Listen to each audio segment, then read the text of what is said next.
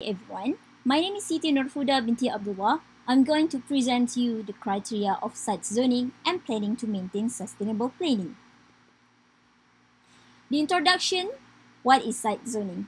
It is actually a planning control tool for regulating the built environment and creating functional real estate markets. It is dividing land that comprises the statutory area of a local authority into sections, permitting particular land uses on specific sites to shape the layout of towns and cities and enable various types of development.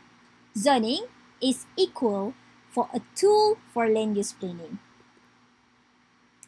The purpose of zoning is to allow local and national authorities to regulate and control land and property markets to ensure complementary uses.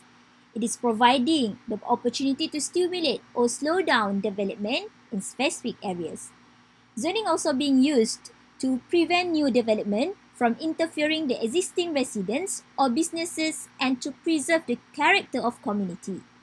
By zoning laws, it is specified the area in which residential, recreational, or commercial activities may take place in the larger area. Zoning laws ordinarily have two main components, which is zoning map that identifies what kind of zone apply to land parcels under the municipality's jurisdictions. And the next one is the regulations governing the uses of each zone permits, as well as the requirements for allowable improvements such as buildings, parking lots, yards, and signs. In Malaysia, there is guidance document which is acted as the reference for zoning and land planning.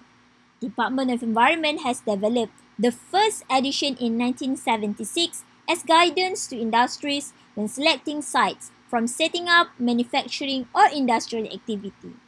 Decades later, there is the second revised edition which established on October 2012 the new title of Guidelines for Siting and Zoning of Industries and Residential Areas.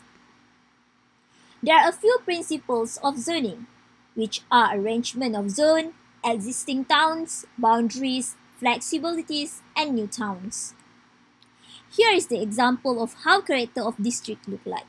As you can see, different zone has different structures of their own focused from the natural zone with natural land use, while a sign district consists of more buildings. The use of zoning is classified into 5 subdivisions in Malaysia, which are residential zone, commercial zone, industrial zone, institutional zone, and agricultural zone. For the residential zone, it comprises single-family residences, suburban homestead, and any number of other designations. It is also covering mobile homes, which can be placed on the properties, and number of structures allowed on certain property. For commercial zone, it is a vacant land that has potential for development. It is almost any kind of real estate, for example, other than single-family home and single-family lots can be considered commercial real estate. In industrial zone, it provides for manufacturing industry, which is the storage and distributions of goods and associated uses in a manner that does not affect the safety and amenity of local communities. Next, the institutional zone.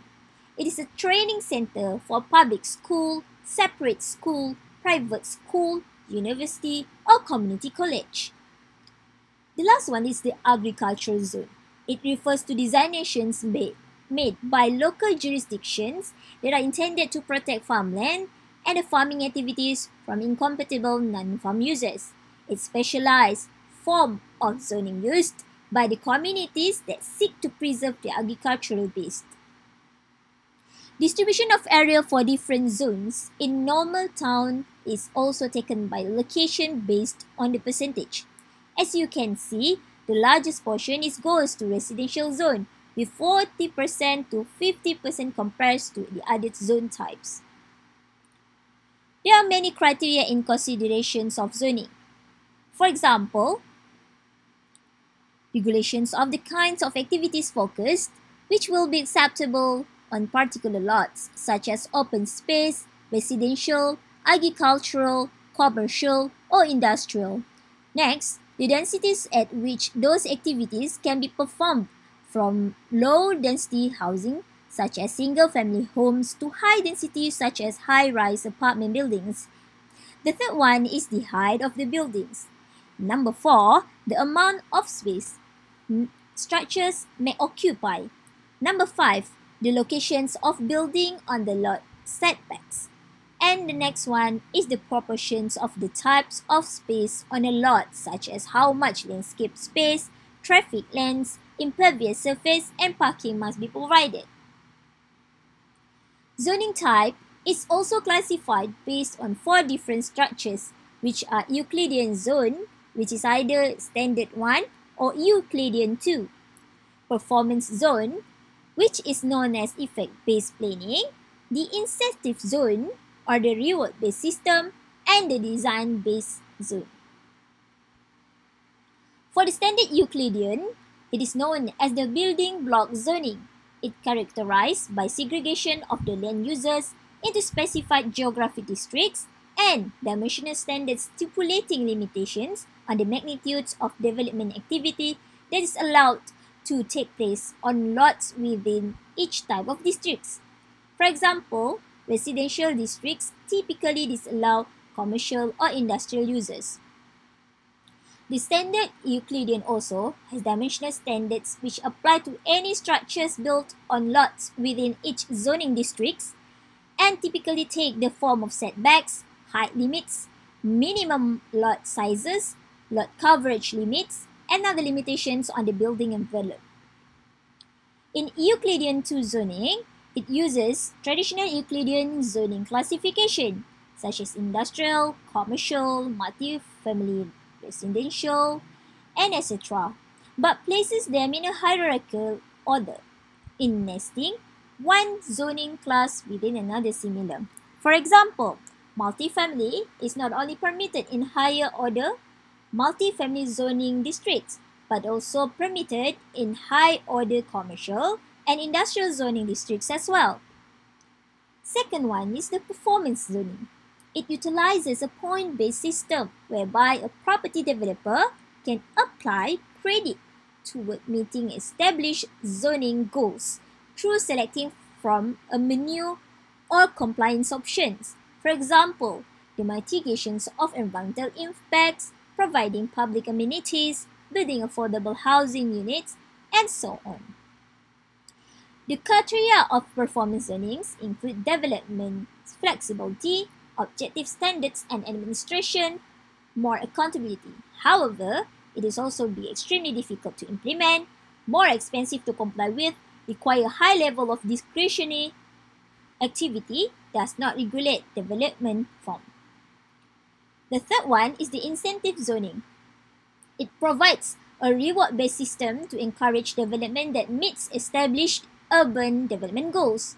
Common examples here include FAR, which is a floor area ratio bonuses for affordable housing provided on site, and high limit bonuses for the inclusions of public amenities on site. The criteria of incentive zone include the added density, provide public amenities community wants. However, it is also only beneficial if developers take advantage of it or could be made with assistance. Number 4, form-based zoning. Form-based zoning regulates not the type of land use, but the form that the land use may take. For example, dense area may insist on low setbacks, high density, and pedestrian accessibility among the other things. It is also specified desirable design features. However, when form-based codes do not contain appropriate illustration and diagrams, they have been criticized as being difficult to interpret. For example, in a largely suburban single-family residential area, uses such as offices, retail, or even light industrial could be permitted so long as they conform, which is setback, building size, lot coverage, height, and other factors with other existing development in the area. The criteria of form-based zoning is easy to use and understand. It is also more predictable results for walkable environment, and it based on DNA of the place. However, the learning curve for users and planners have been made the bad option. Sustainable land use planning calls for new approaches on development and therefore on land use and management. This is not only a question of allocating and controlling the use of the land, but of combining the knowledge of pressure influencing resources themselves with the relation among users and human and social objectives. The technologies available to improve and enhance the land use planning process, the maintenance of biodiversity, and natural equilibrium. So, for the planning to maintain sustainable planning, we focus on three dimensions, which are environmental dimension, economic dimension, and social dimension. For environmental dimension, it is to maintain a certain stock of natural resources above a certain quality threshold. The plan that can be used is to preserve biodiversity measured against species richness, abundance, diversity, high number of endemic species, high number of important gene pools.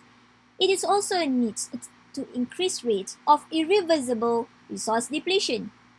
We need also to increase degree and reversibility of degradations of renewable resources. Next, we need to use rate of non-renewable resources against the potential use by future generations and or the orderly transitions to renewable energy sources.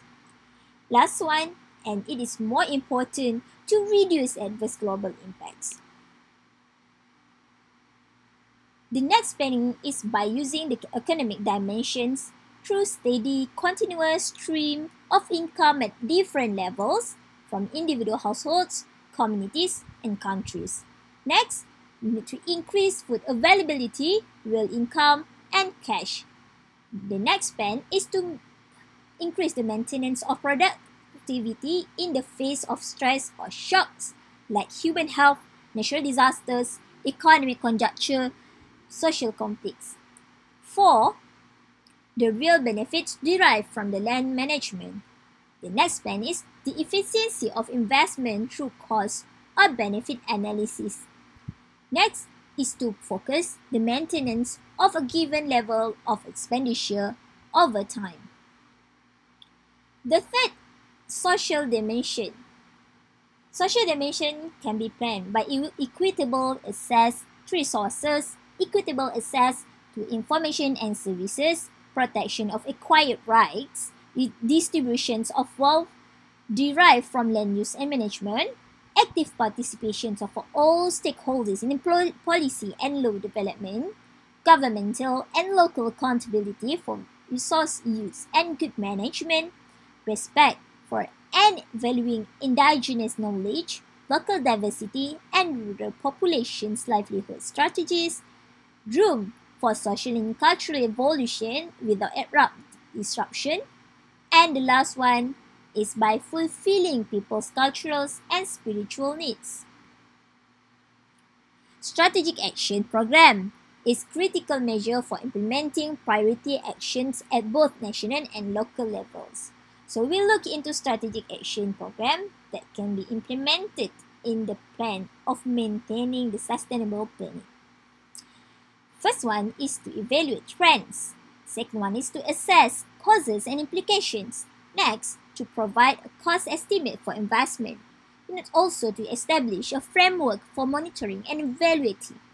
Next, we need to identify priority actions to address key issues. It's to ensure selectivity in order to concentrate resources on significant problems. It also needs to avoid duplication and overlap.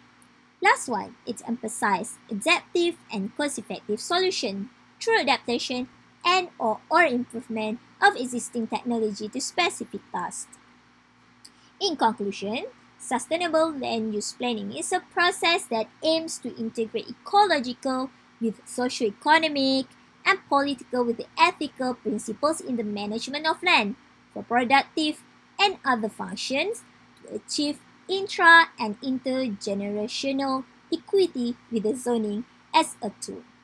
That's all from me. Thank you.